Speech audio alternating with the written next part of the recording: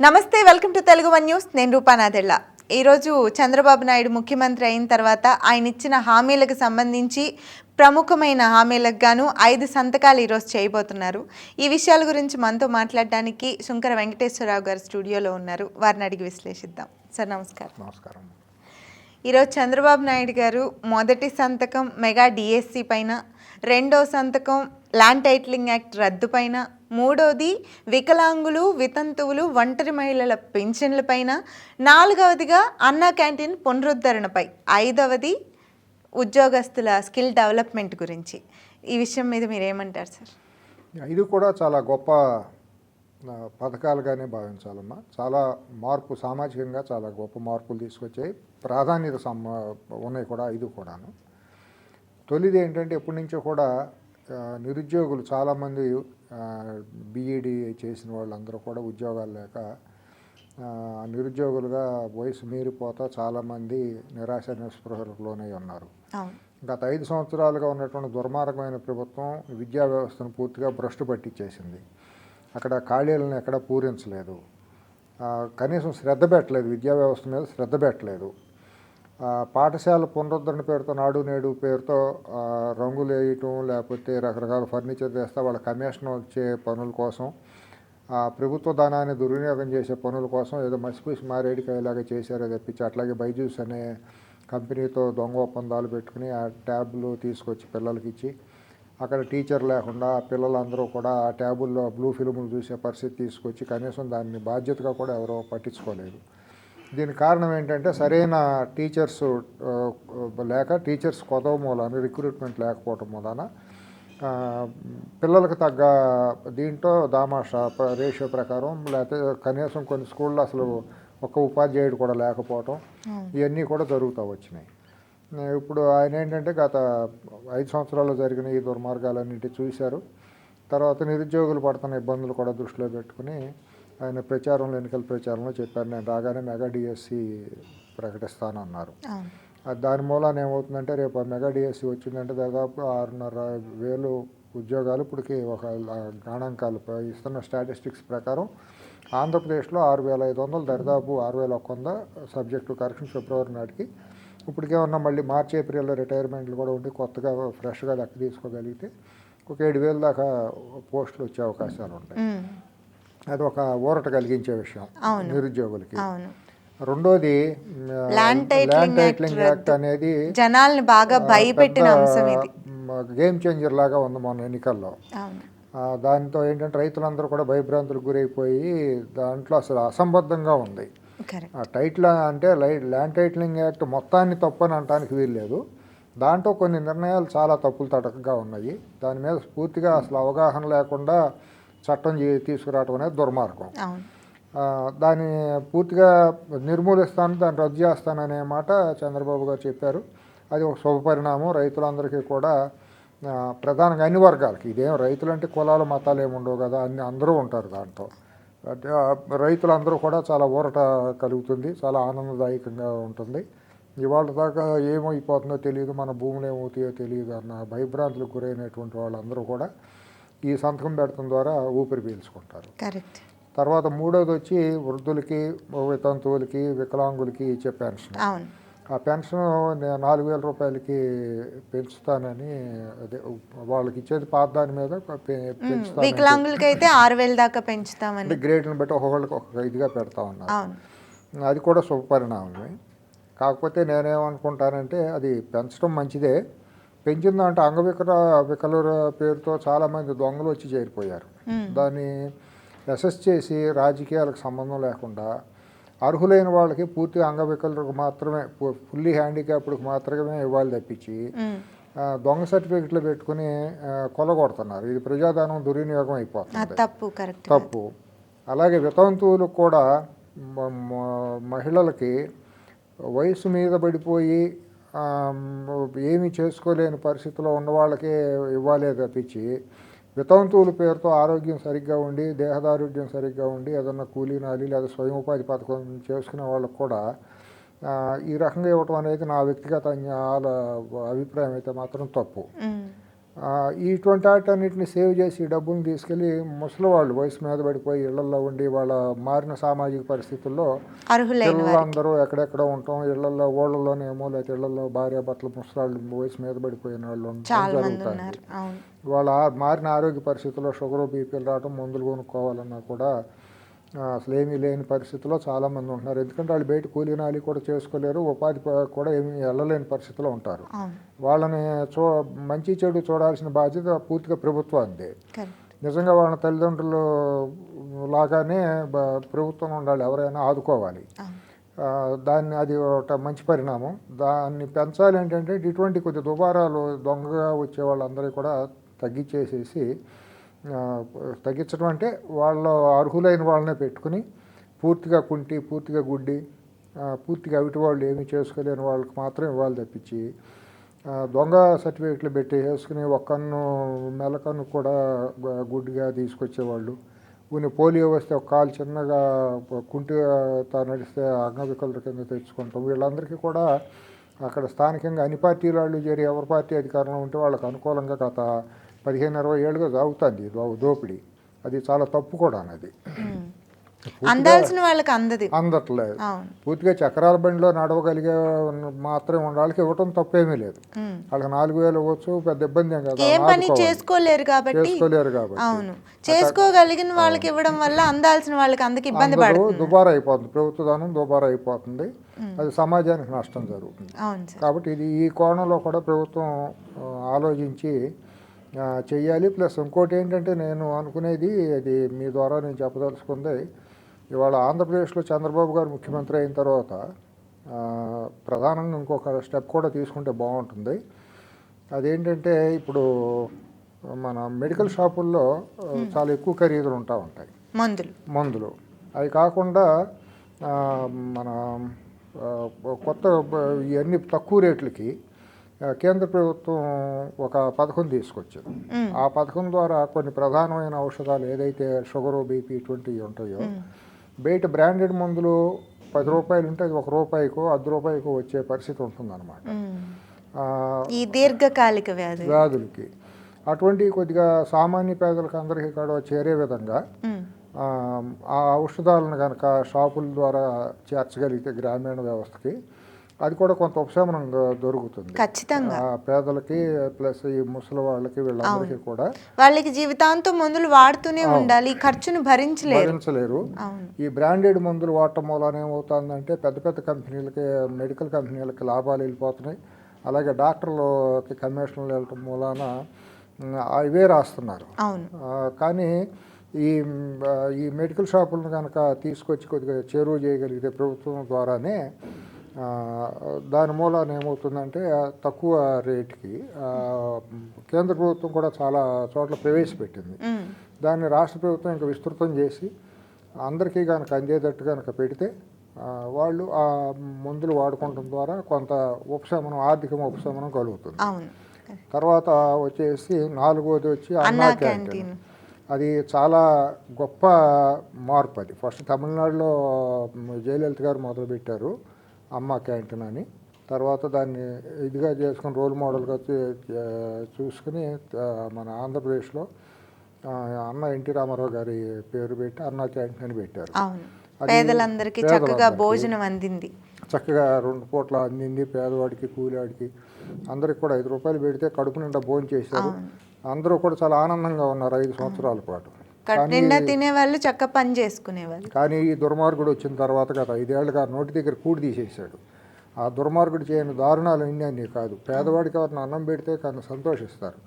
పేదవాళ్ళు నోటి దగ్గర అన్నం కూడా తీసిన దుర్మార్గమైన ప్రభుత్వం అది, నీచమైన ప్రభుత్వం. ఇవాళ మళ్ళీ ఎమ్మటనే రాగానే ఎవరైతే మనం అంటాం పేదలే దేవుళ్ళు లాంటి వాళ్ళని, రామారావు గారు కూడా చెప్పింది ఏంటంటే సమాజమే దేవాలయం, ప్రజలే దేవుళ్ళు అని. ప్రజల్లో కూడా ఎవరైతే దారిద్ర్య రేఖ ఇంకా దిగువన ఉంటారో వాళ్ళని దేవుళ్ళుగా చూసి వాళ్ళకి సేవ చేయమనే మన గ్రంథాలు ఏ మతాలైనా చెప్పేది. అటువంటిది ఏంటంటే ఒక పేదవాడికి ఒక పూట అన్నం పెడితే చాలా తృప్తి పడతాం. అటువంటిది దుర్మార్గులు వచ్చేసి 5 సంవత్సరాల పాటు పేదవాళ్ళని కూడా రోడ్డున పడేశారు. కేవలం చంద్రబాబు నాయుడు గారు మొదలు పెట్టారు అన్న ఉద్దేశంతో ఇంత పెడితే కావాలంటే నీ పేరు మార్చుకో, అన్నిటికీ పేరు మార్చినట్టు నీ పేరు మార్చుకో, దానికి కావాలంటే మీ పార్టీ రంగులు వేసుకో. అది కూడా ఎవరో పెద్ద ఇది కాదు. అసలు క్యాంటీన్లే మూసేసేస్తామంటాం. అయితే సైకోపాలన, ఇంకా దాని గురించి చెప్పడానికి లేదు. ఆ రాక్షసం ఇక అంతకంటే దానికి పదాలు కూడా ఏమీ లేవు వాడాలంటే కూడా. అంత దుర్మార్గమైన మనుషులు. ఎందుకంటే ఎన్ని పెన్షన్లు ఇచ్చినా, ఎన్ని ఉద్యోగాలు ఇచ్చినా, నువ్వు ఎన్ని డబ్బులు ఇచ్చినా అన్నం పెట్టిన ఆ తృప్తి వేరు. అది వేరు. వాళ్ళ తృప్తి వాళ్ళకి ఏమి ఉండదు. వాళ్ళు రాక్షస ఉండ కొడుకులు. వాళ్ళకి ఏమి సిగ్గా శర్మం ఏముంటుంది. ఆ కల్తీ సారాన్ని పెట్టి వేల కోట్ల రూపాయలు దోషేసుకున్నారు. చిన్నపిల్లలకి గంజాయి అలవాటు చేసేసి జీవితాలు నాశనం చేసేసారు. వాళ్ళు మనుషుల రూపంలో పుట్టకూడనటువంటి, పశువుల రూపంలో కూడా పుట్టకూడనటువంటి జీవులు. ఆ పార్టీలో ఉన్న 99% మంది కూడా అటువంటి క్యారెక్టర్ ఉండాలి. మనుషుల రూపంలో ఉండాళ్ళు, మానవత్వం ఉండాలి. ఆ పార్టీలో వైఎస్ఆర్సీపీలు అనేవాళ్ళు ఎవరు ఉండరు. ఆ పార్టీ జెండా పట్టుకున్నాడంటేనే వాడు పెద్ద సామాజికంగా ఒక పెద్ద ద్రోహి కింద, అంత దుర్మార్గుడి కింద అనమాట. అంత అటువంటి భావజాలం ఆ పార్టీలో ఉన్నటువంటి వాళ్ళందరూ ఎదవ లక్షణాలు ఎదవలే. మరి అంతగా సైకో లక్షణాలు ప్రతి ఒక్కళ్ళు ఉండమంటే అన్న నోటి పేదవాడి దగ్గర నోటు కూడా తీసేస్తారు వీళ్ళు. అయ్యో పాపం తప్పని కూడా ఎవరు చెప్పలే. పార్టీలో ఉన్న తర్వాత ఎదవలు ఉన్నారు కదా, తర్వాత స్థాయిలో ఉండే వాళ్ళు కూడా, ఆ ఎదవలు కూడా ఎవరో కూడా బానిసముండ కొడుకులు వాళ్ళు కూడా తప్పు మనం చెబుతున్నాం, పేదవాడి దగ్గర నోటి దగ్గర కూడి తీయకూడదు అనే మాట చెప్పలేదు. సరే అవన్నీ వదిలిపెట్టేద్దాం, గతంలో జరిగింది మాట్లాడుకుంటాం అనవసరం. మీరు కల్తీ మద్యం అనేసరికి నాకు ఒక మాట గుర్తొచ్చింది. ఏంటంటే ఆయన దగ్గర గతంలో ఎమ్మెల్సీగా పనిచేసిన ఒక వ్యక్తి రాజీనామా చేసి బయటకు వచ్చారు. ఆయన చెప్పిన మాట ఏంటంటే కల్తీ మద్యం ఇవ్వడం వల్ల వాళ్ళంటే మద్యం తాగడం మానేస్తారనే ఉద్దేశంతో మొదలు పెట్టారని చెప్పారు. అదో సమర్థించుకున్నాం. తాడి చెట్టు ఎందుకు ఎక్కామంటే దూడ మేత కోసం అన్నట్టు అని. వాళ్ళు చేసిన ఎదవలు చేసిన వ్యాపారం అంతా దొంగసార వ్యాపారం. ఆఫ్రికాలో చేసిన వ్యాపారం అంతా ఇదే. అక్కడ కొన్ని లక్షల మందిని చంపేశారు ఈ కల్తీ మద్యం తాగిచ్చి. అదే అలవాటు అయింది కాబట్టి ఇక్కడ కూడా రాష్ట్రంలో చేతికి అధికారం వచ్చేటప్పటికి అదే దీన్ని అలవాటు చేసి అలుగు పెట్టిన సారా వ్యాపారం పెట్టుకుని ఇతర కంపెనీలు మంచి మద్యాన్ని తయారు చేసే వాళ్ళని రానివ్వకుండా దుర్మార్గంగా ఇక బ్రూటాలిటీ అనమాట, అనాగరికం అనాలన్నమాట. మాన్పించాలంటే షాపులు రద్దు చేయడము, ఏదో తగ్గించడం, ఏదో చేయాలి. కానీ ప్రజలను నువ్వు సారా మానిపించడం సరే, నువ్వు డబ్బు దోసుకుంటా మానేసావు. సారా తాగేవాడు ఆడు సొంత డబ్బుతో వాడు తాగుతున్నాడు. నువ్వు నీ అధికారాన్ని అడ్డం పెట్టుకుని ప్రజల సొమ్ము దోషేస్తున్నావు కదా. నీ బుద్ధి ఏమైంది? నీ బుద్ధి మారాలి ముందు. ప్రజలు తాగుడు కాదు మానాల్సింది. నీ బుద్ధి ఏమన్నా మారిందా? నీ కక్ష సాధింపు బుద్ధి ఏమన్నా మారిందా? ఆడవాళ్ళ మీద కూడా సిఐడి కేసులు పెట్టి అనాగరికంగా రాక్షసంగా తీసుకెళ్ళి హింసించావు కదా, నన్ను ఎవరు అంటానికి వీల్లేదని. నీ పార్టీ వాళ్ళు వెళ్ళిపోయి నిర్దాక్షిణ్యంగా అందరి మీద పడి దాడి చేసి పెట్రోల్ బస్ తగలబెట్టారు కదా. ఒక డాక్టర్ మాస్క్ అడిగినందుకు డాక్టర్ని పిచ్చాడని చెప్పి రోడ్డు మీద పడేసి కొట్టించావు కదా. నీ బుద్ధి కదా మారాల్సింది. సారా తాగినాడు ఏం చేస్తాడు? ఇంటికి వెళ్తే బాగా తాగితే ఇంటికి పిల్లని కొడతాడు అంతవరకే. కానీ నీ బుద్ధి, నీ దరిద్ర బుద్ధి మూలాన, నీ దుర్మార్గమైన బుద్ధి మూలాన రాష్ట్రం సర్వనాశనం అయిపోయింది. నీ బుద్ధి మార్చుకోకుండా ప్రజలు సారా మానాలంటావేంటి? అసలు నువ్వు మారాలి కదా. నీ దోపిడీ మారిందా? నీ ప్రకృతి వనరులు దోసుకుంటావనే నీ బుద్ధి మారిందా? నీ తాతల దగ్గర నుంచి వచ్చే ప్రకృతి వనరులు దోసుకుంటా మైన్స్, ఇసుక, ఎర్రచందనం ఇవన్నీ దోసుకునే బుద్ధి నీకేమైనా మారిందా? నీకేం పోయే కాలం వచ్చిందా? నీకు ఎన్ని లక్షల కోట్లు ఉంటే మళ్ళీ వాళ్ళ లక్షల కోట్లు దోసుకున్నావు సారా పేరుతో? ఆడిట్ ఎక్కడ జరిగింది అసలు? నువ్వు ఎక్కడ డబ్బు ఎంతగా టెండర్లు ఇచ్చావు? లిక్కర్ వ్యాపారంలో జరిగిన వ్యాపారం ఎంత? నువ్వు ప్రభుత్వానికి చెప్పింది ఎంత? నువ్వు డబ్బుల రూపంలో తీసుకున్నావు ఎక్కడ? ఇవాళ మొత్తం డిజిటల్ ఎకానమీ వచ్చినప్పుడు ఎక్కడ కూడా ఫోన్పే కానీ ఆ జీపే కానీ ఎక్కడా లేదు కదా లిక్కర్ షాపుల్లో. అంతా క్యాషే కదా జరిగింది. ఆ క్యాష్ ట్రాన్సాక్షన్లో నీకు వచ్చింది అంతా, ప్రభుత్వానికి వచ్చింది అంతా, ఎన్ని కూడా లెక్కలేదు కదా. దుర్మార్గమైన దోపిడీ చేసేసి అనాగరికంగా దేశాన్ని ఒక ఆటవిక పాలనలోకి తీసుకెళ్ళిపోయాడు 5 ఏళ్ళు. అదేమంటే ఈ లేనిపోయిన మాటలు చెబుతారు. సరే, ఇవన్నీ పక్కన పెడితే ఏంటంటే ఇప్పుడు పేదవాడికి వాళ్ళ అన్నం అనేది పెట్టడం అనేది చాలా గొప్ప పని. చాలా చారిత్రాత్మకంగా తెలుగు నేల మీద అది గొప్ప ఇదిగానే. ఎందుకంటే చాలామంది పేదలు ఎంతమంది మానసిక వేదనకి కళ్ళనీళ్ళకి గురి అయ్యారో మనం చూసాం.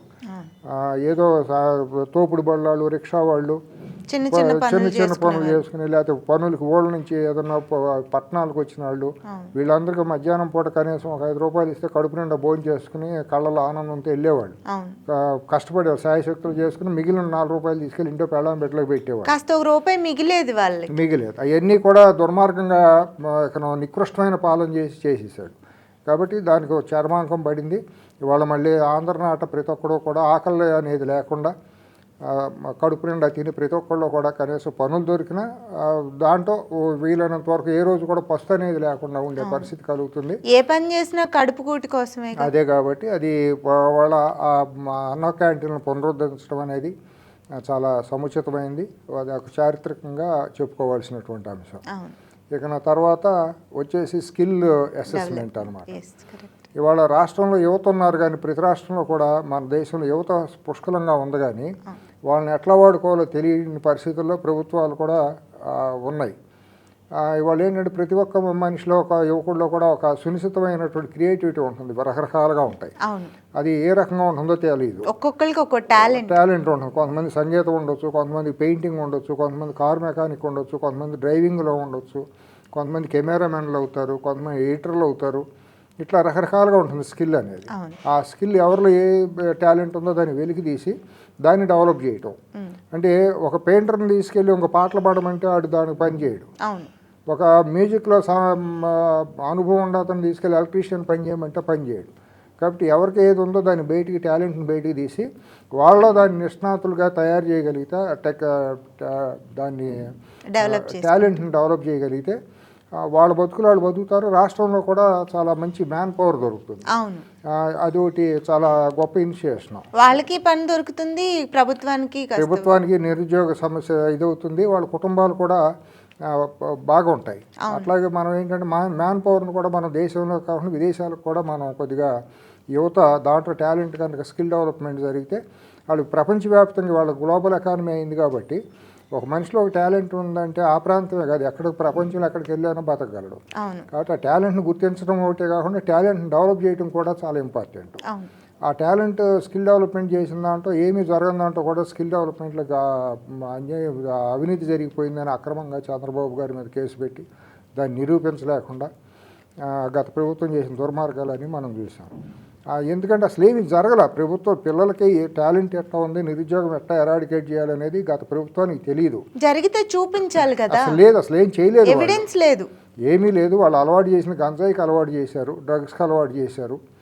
అదేమని ఎవరన్నా మాట్లాడితే దాడులు చేయడానికి ఒక ఏమీ లేకుండా దాడులు చేయడం, భౌతిక దాడులు చేయడం, హత్యలు చేయించడానికి యువతను వాడుకునే ఒక రాష్ట్రంలో యువతని సంఘ వ్యతిరేక శక్తులుగా తయారు చేయడానికి మాత్రమే వాళ్ళు దాన్ని వాడుకున్నారు.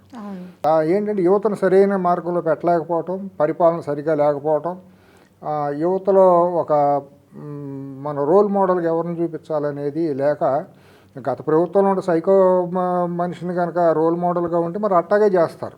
అందుప్పుడు ఎవడైతే రాజు ఉంటాడో అటుంటాడే కింద వాళ్ళు కూడా ఉంటారు. ఎవడైతే మొన్నటిదాకా సైకో అనేవాడిని ఒక ఎదవని రోల్ మోడల్గా తీసుకుంటాం వలన అటువంటి ఎదవలే వాళ్ళు ఉంటారు. సమాజంలో వాళ్ళు కూడా 10% ఉంటారు. వాళ్ళని మార్చాల్సిన బాధ్యత ప్రభుత్వాలదే. ఒకవేళ ప్రజలు తప్పుదారులు వెళ్తా అంటే వాళ్ళని సరిదిద్దాలి, ఒక భయంతో భక్తితో సరిదిద్దాల్సిన బాధ్యత ప్రభుత్వంలో అధికారంలో ఉండాల్సి ఉంటుంది. కాబట్టి వాళ్ళని కూడా ప్రజా జీవితంలోకి తీసుకొచ్చి వాళ్ళలో ఉన్న నైపుణ్యాన్ని కూడా మంచి నైపుణ్యం ఉంటే చేయాలి. చట్ట వ్యతిరేకంగా ఉంటే వాళ్ళని చట్ట వ్యతిరేకంగా చట్టపరంగా శిక్షించి వాళ్ళని బిజ్ చేయాలి. ఈయన పక్కన పెట్టినా కూడా ఇప్పుడు మెజారిటీ యువత అంతా కూడా వాళ్ళ నిరుద్యోగంతో తలడిల్లిపోతుంది. వాళ్ళ టాలెంట్ ఉన్నా కూడా బయటపడటానికి అవకాశాలు రావు. వాళ్ళు చదివిన చదువు ఒకటి, చేసే పని ఒకటి అయిపోతుంది. అందుకని ఇప్పుడు ఆ టాలెంట్ని అసెస్ చేసి టాలెంట్ని డెవలప్ చేసే పరిస్థితుల్లో ఆ ఫైల్ సంతకం పెడితే కూడా చాలామందికి ఒక ఊరట ఉపశమనం కలుగుతుంది, ఉపాధి దొరుకుతుంది. Correct, right sir, thank you.